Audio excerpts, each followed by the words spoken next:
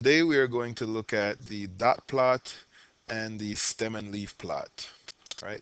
A dot plot consists of a graph in which each data value is plotted as a point or dot along a scale of values.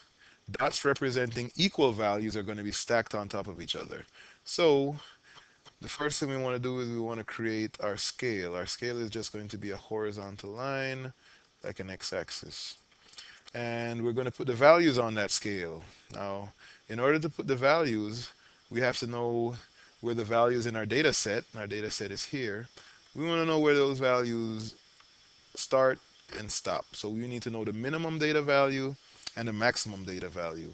Well, looking through this set, the smallest data value that I see is a 35, and the largest data value that I see is the 56. So I need my scale down here, that number line, to range at least from 35 to 56.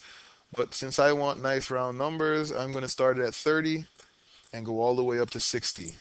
So my first hash mark, I'm going to make the hash mark for 30, and I'm going to make uh, one for 35, one for 40, one for 45, one for 50, one for 55, one for 60. So these are my hash marks: 40, 45, 50, 55, and 60.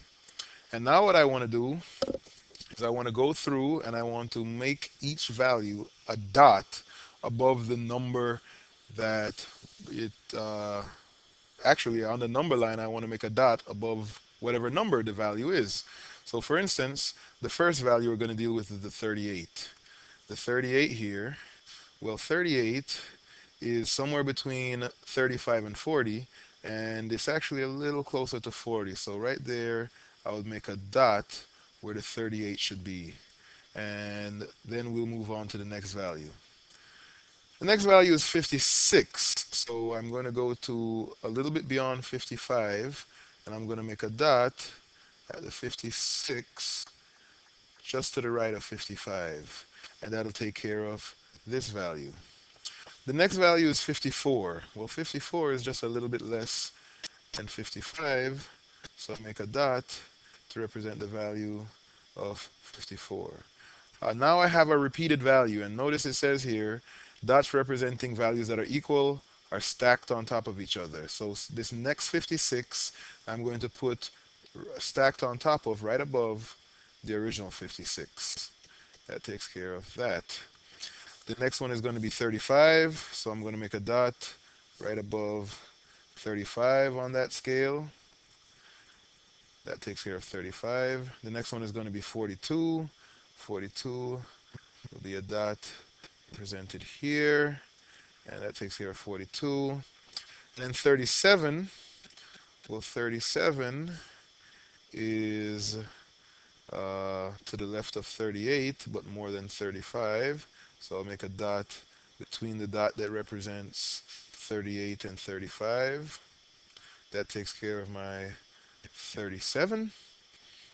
43, let's see, 43 is going to be a dot to the right of the dot that represented 42. That takes care of 42, or 43, sorry. I have another 56, so I'm going to stack that 56 on top of my original two 56s, and that takes care of 56. And then we have another 37. So 37 is another repeated value. So the equal values of 37 I'm representing as dots stacked on top of each other. Then we have 43. 43 is also, oh, I made a mistake there. That dot that was supposed to be at 37, I actually made it at 43. So let's go through and erase that dot. That dot was not supposed to be there. Okay, let's see. So that dot is actually a representation of 43. The dot that represents 37 would have been back here. So 37 The dot that represents 37 is going to be stacked on top of the other dot that represents 37, which is between the dot that represents 35 and 38. Now that's correct. Now we can move on to the 43. So for 43, I'm going to make a dot, and this one is also stacked. I see I have a dot representing 42 and a dot representing 43. I'm going to stack the dot for the repeated 43 value on top of the dot that represents 43. Then I move on, I get another 56. Wow, another 56. So I make a dot to represent that 56. Have a dot that represents 40. Dot representing 40 goes here. Then I need a dot to represent 45. Dot that represents 45 goes here. Takes care of 45. And then the last dot is going to represent 48. So the dot that represents 48 would go somewhere in here. And there I've represented all of my data values with dots on a scale of values. And looking at this, it actually tells us about how the data is distributed. Notice that a lot of the data lies between 35 and 50, and there's a bunch of repeated values of 56 that you can see here are stacked on top of each other. So this actually gives us a picture of the data that is kind of similar to the histogram, but a little bit easier and quicker to make. All right, the next statistical graph that I want to look at is the stem plot, which some people call a stem and leaf plot. And the stem and leaf plot represents quantitative data by separating each value into two parts. A stem, you could look at the stem as being the leftmost digit of a number, and the leaf, which you could look at as being the rightmost digit of a number. Now, not all numbers are two-digit numbers, so sometimes the stem could be the leftmost two digits, and the leaf could be the rightmost digit, but it's not a hard and fast rule for how you decide to do that. But in any case, you have the stems, which are going to represent the same parts of the number, the same place value, and the leaves, which are going to be another place value. In the case of these numbers, these are two-digit numbers. We only have tens and ones place. I'm going to let my tens place be my stems,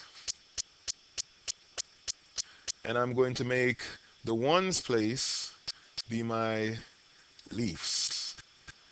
Okay?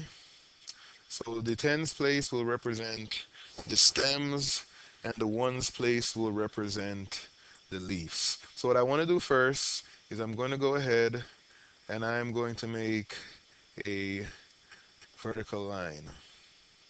That vertical line is going to be the line that separates my stems from my leaves. So on the left side of that vertical line, I'm going to write my stems. So the stems are going to be my tens place for each digit, and the leaves, oops, I put leaves up here. That's plural. I know better than that. That's leaves.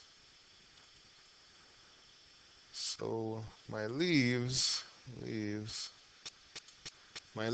are going to be my ones places. So if you look at the tens place of each number, here I have 3 in the tens place, 5 in the tens place, another 5, another 5, another 3, another a 4, a 3, a 4, a 5, a 3, a 4, a 5, a 4, a 4, and a 4. So it seems like the only stems I need are 3, 4, and 5. I have no other numbers in my tens places but 3, 4, and 5. So they're the only stems that I need.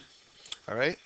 Now I'm going to look at my leaves. Well, I'm going to go through each leaf, and I'm just going to write the leaf, the ones place, beside whatever the stem is. So for instance, my first digit, not my first digit, my first data value is 38.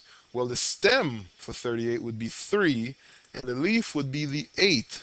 So over here, I'm going to write an 8 as my first leaf. So this would represent the data value 38. 3 for the stem, 8 for the leaf, which means 3 for the tens place, 8 for the ones place.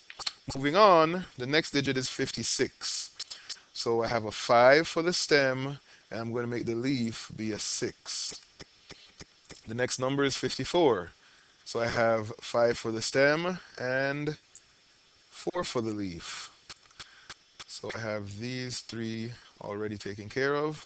Moving on to 56, I have 5 for the stem and 6 for the leaf. 35, that's 3 for the stem and 5 for the leaf.